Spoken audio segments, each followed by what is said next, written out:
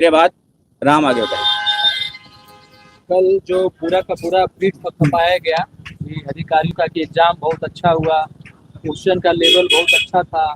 इतने बच्चे जो है इस प्रश्न का जवाब नहीं दे पाए, पूरा का पूरा डेटा लेकर के जो डेटा डेटा खेला गया और 3 पेज का जो प्रेस विज्ञप्ति जो बीपीएससी के द्वारा निकाला गया और उसके बाद भी एक नोटिफिकेशन उसमें थी, पूरी की पूरी ये दिखती है कि वो डरी हुई है और जितने भी मतलब ये कालाबाजारी हुआ है इसको ढकने का प्रयास किया जा रहा है, स्पष्ट ये दिखता है। दूसरी बात ये देखते हैं कि प्रश्न पत्र प्रोविजनल आंसर की के बाद फाइनल आंसर की आया, उसके बाद भी 14 प्रश्न गलत है 13 तारीख को। कुछ कुछ प्रश्न ऐसे हैं कि मतलब स्पष्ट ऑप्शन में अगर ए बी और डी दिया हुआ है, दूसरे ऑप्शन बी और डी दिया हुआ है और एक से अधिक दिया हुआ है, उसके बावजूद भी इन्होंने बी कहा है, मतलब ए बी डी।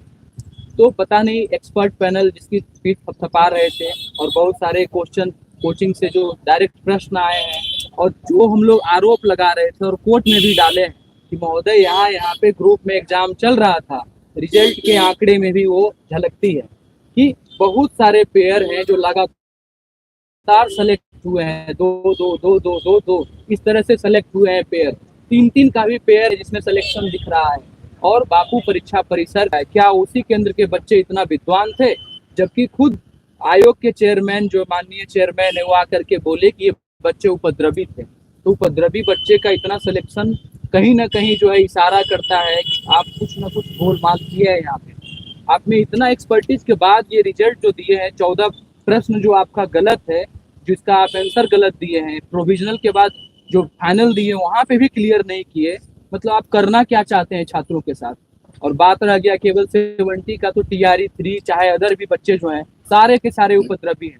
कोर्ट में मामला चल रहा है, आप उन बच्चों को 4 तारीख में बैठने के लिए कहा, अनुमति दिया, एडमिट कार्ड जारी किया और प्रेस कॉन्फ्रेंस में आकर के उन बच्चों को डिवाइड कर रहे हैं जो कैमरा में जो जिसका इसका फोटो दिखा।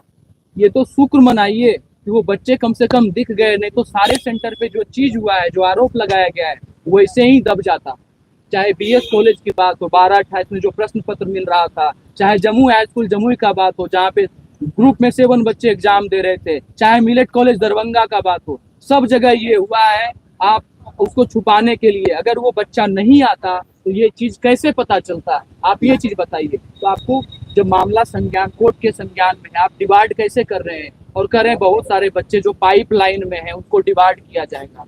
तो गलती आपकी, मिसमैनेजमेंट आपका, पेपर घट गए आपका, डीएम साहब ने खुद बोला है, जबकि एक्स्ट्रा पेपर आता, मिसमैनेजमेंट आपकी। और आप आरोप थोप रहे हैं बच्चों पे, क्योंकि बच्चे जो बेचारे उनके पास तो पावर नहीं है, वो स्टेट नहीं है, ऑर्गेनाइज संस्था नहीं है, बस यही सब चीज जो है आपको भेटती है।